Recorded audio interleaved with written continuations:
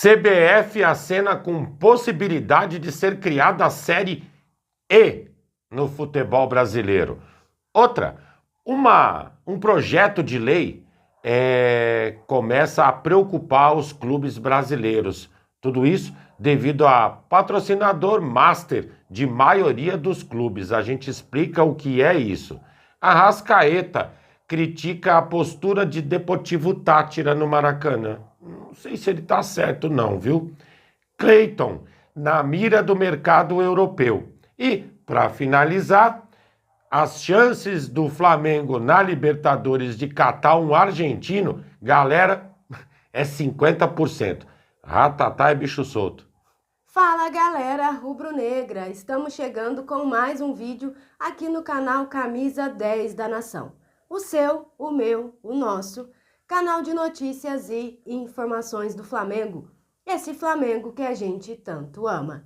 Mas antes de começarmos com as notícias, gostaríamos de pedir a você que acompanha o nosso canal e ainda não é inscrito, para se inscrever aqui embaixo no botão inscreva-se, ativar o sininho da notificação, porque assim, sempre que postarmos um vídeo novo, você será notificado e, claro, deixar também o seu like e o seu comentário, porque isso ajuda demais o nosso trabalho e é muito importante para nós. E como sempre falamos, galera, é rapidinho, papum. E deu. Assim é. Bom, bora começar então com as notícias. Os anos passam, as coisas sempre continuam as mesmas. Tem um projeto-lei rodando por aí, número 2985 de 2023, que pretende impor severas restrições à publicidade de casa de apostas esportivas no Brasil. Galera, o que é isso? Imaginem o Flamengo. Hoje tem aí a Pixbet como patrocinador master. O que eles querem? Simplesmente tirar os anúncios da camisa. Os grandes e os não grandes clubes brasileiros que têm patrocínio de casa de apostas estampadas na camisa, é claro, já estão batendo o pé com relação a essa atitude. É incrível, não se pode funcionar as coisas de uma maneira legal dentro do nosso país, independente do que seja, tá, galera? Que os caras já vêm e querem tosar tudo. Assim funciona. A ideia inicial, qual que é?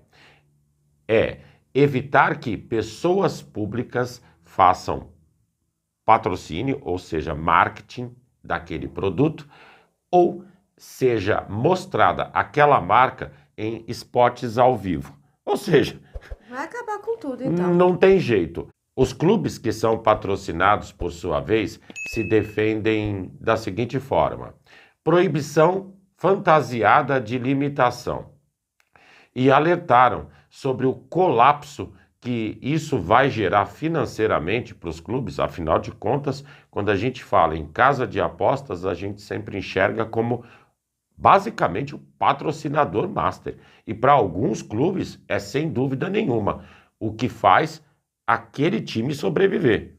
Com certeza, a gente até que não repara tanto nesse aspecto, mas se você pegar aí os times brasileiros, a maioria deles tem patrocínio master de uma casa de apostas. Com certeza. Ou seja, sobrevivência desse ecossistema chamado esporte brasileiro pode ruir, galera. Complicado. Bom, galera, e seguindo com as notícias, sem ser utilizado por Felipe Luiz, o zagueiro Cleiton não irá renovar com o Flamengo. Inclusive, a gente já havia mencionado isso aqui no canal.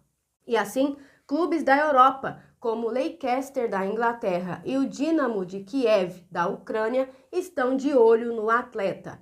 E para completar aí essa lista, aparece também um clube de Portugal. Segundo informações, esse time de Portugal entrou em contato com um agente do Cleiton para buscar aí detalhes da situação do jogador. E as chances de uma saída do Cleiton na janela de meio de ano só aumentam ainda mais. O nome desse clube português, galera, ainda não foi divulgado. Mas vamos ficar de olho nessa situação aí, acompanhando tudo o que acontece com o garoto. Só lembrando, ele tem contrato com o Flamengo até dezembro desse ano. Já pode, inclusive, a partir do meio de ano, né, assinar um pré-contrato com qualquer outro clube. Mas Vamos ficar de olho aí para ver o que vai acontecer com essa história. A Ju até levantou, o empresário desse jogador é o Bertolucci, ou seja, na gestão passada, basicamente 70, 80% dos jogadores que chegavam no Flamengo eram por intermédio desse empresário. E a gente tem visto que eles têm batido o pé com relação à continuidade e até mesmo o próprio Flamengo já deu declarações dizendo que não conta com o atleta.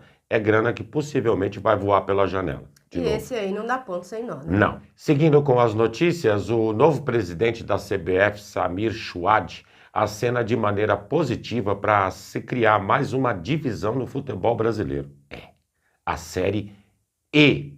Representando os clubes da Série D, que no total são 64, está o presidente do ASA, Rogério Siqueira, que segundo ele, as conversas com o presidente dão a entender que o caminho é positivo para se criar mais essa categoria no futebol. Fico eu aqui pensando, na Série A já existe toda uma complicação de deslocamento. Não sei como funcionaria isso para uma Série E, que os clubes com certeza têm um poder financeiro infinitamente menor. Como seria vantajoso se criar uma série dessa? Bom, né? Projetos e projetos, né? Pois é. Bom, galera, seguindo com as notícias, a Conmebol conheceu todos os classificados para as oitavas de final da Libertadores. Como vocês sabem, com o Flamengo passando em segundo, como foi o caso, ele vai enfrentar aí os primeiros colocados. Sendo assim, no sorteio da próxima segunda-feira, o Flamengo tem 50% de chances de pegar um time argentino, amigos. No pote 1 de argentinos nós temos o Estudiantes, o River Plate, o Racing e também o Vélez Sarsfield. Curiosamente, o único time do grupo, né, que o Flamengo não conseguiu vencer foi justamente um argentino. Por outro lado, existe também aquela superstição de que foi em cima de um argentino que nós fomos campeões da Libertadores em 2019. Vamos ver como vai ficar isso aí. Também existe a probabilidade de um clássico nacional, e ela é grande também, viu, galera? 37,5%. De brasileiros no pote 1, nós teremos o Palmeiras, o São Paulo e também o Internacional. Tirando brasileiros e argentinos, sobra apenas a LDU no pote 1, que estava justamente no nosso grupo, né, galera? Já pensou com tantas possibilidades aí a gente pegar justamente a LDU para essas oitavas de final? Hein? Bom, como eu disse, o sorteio vai acontecer na segunda-feira. E a gente gostaria de saber a opinião de vocês. Quem vocês acham que o Flamengo vai pegar aí para essas oitavas de final? Comentários aqui embaixo, galera. Lembrando que na mesma segunda-feira, um pouco mais tarde, também tem sorteio da Copa do Brasil, onde o Flamengo vai conhecer o adversário do torneio. A única coisa que lamento com relação à Libertadores é o Flamengo não ter vantagem nenhuma sobre os adversários do pote 1. Haja visto que o Flamengo terminou no pote onde sempre vai resolver seus jogos fora de casa. De resto, é mata-mata, não dá muito para escolher não.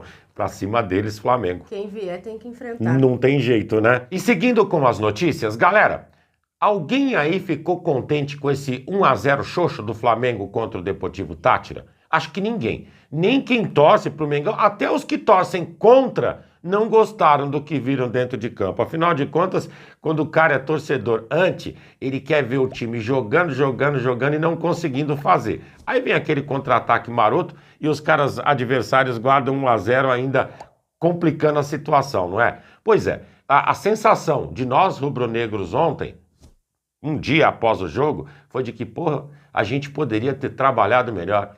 Flamengo poderia ter feito mais, sem dúvida nenhuma. Aí vem o Arrascaeta e fala o seguinte, isso pra mim, de verdade, não caiu bem. Ele criticou a postura do Deportivo Táchira dentro de campo. Pô, galera, um time que não ganhou de ninguém. 0 pontos terminou a Libertadores, sendo o pior time do torneio. Vamos lá? Ficou claro que eles vieram para não perder. Seguraram ao máximo. Por um momento, fizemos bem. Conseguimos o gol. Não deu para passar em primeiro, mas seguimos vivos na Libertadores. Isso era o mais importante. Há divergências. Para mim, terminar em primeiro, nesse grupo que o Flamengo pegou na Libertadores, era obrigação. Se o time não conseguiu e até a última rodada ainda teve dificuldades para se classificar, é única e exclusivamente culpa do próprio Flamengo, desperdiçando oportunidades preciosas na trajetória dessa primeira fase da Libertadores. E ele ainda finalizou dizendo o seguinte: o time está bem fisicamente e culpou o último jogo contra o Palmeiras pelo desgaste físico para, de repente, o time não ter correspondido às expectativas até o final do jogo e não ter tido aquela força dentro de campo que era esperada, aquele toque de bola lateral que a gente já conhece tão bem. Você concorda com a Arrascaeta? Bom, não concordo. E eu vou falar uma coisa para vocês. Eu vi 2 ou 3 jogadores e acho que até o Felipe Luiz comentando sobre, nós já sabíamos que eles viriam tão fechado assim, eles viriam para se defender. Se sabia que viriam para se defender, por que está reclamando agora e por que não trabalhou dentro de campo para tentar quebrar aí essa defesa? Não é possível. Sei lá, galera. É complicado comentar sobre aquele jogo que nós vimos, né? Não, e eu discordo plenamente do Arrascaeta. Haja visto que ele, inclusive, foi um dos que menos apareceram dentro de campo e ainda prejudicou o Flamengo, simulando um pênalti que acabou tomando um cartão amarelo e tá fora do primeiro jogo do mata-mata da Libertadores. Ele esqueceu, inclusive, de falar isso também. Isso aí eles deixam de lado. É. Bom, galera, e essas eram as notícias que tínhamos para vocês agora pela manhã. Lembrando, você que é novo no canal e ainda não é inscrito, dá uma forcinha pra gente, botão aqui embaixo e já se inscreve, deixa o seu like e o seu comentário, compartilhem pra geral, porque vocês sabem, Juntos somos mais fortes. muito mais fortes, amigos. Pessoal, fiquem bem, um excelente dia a todos vocês, um grande abraço e até o próximo vídeo. Amigos e amigas, tchau, tchau.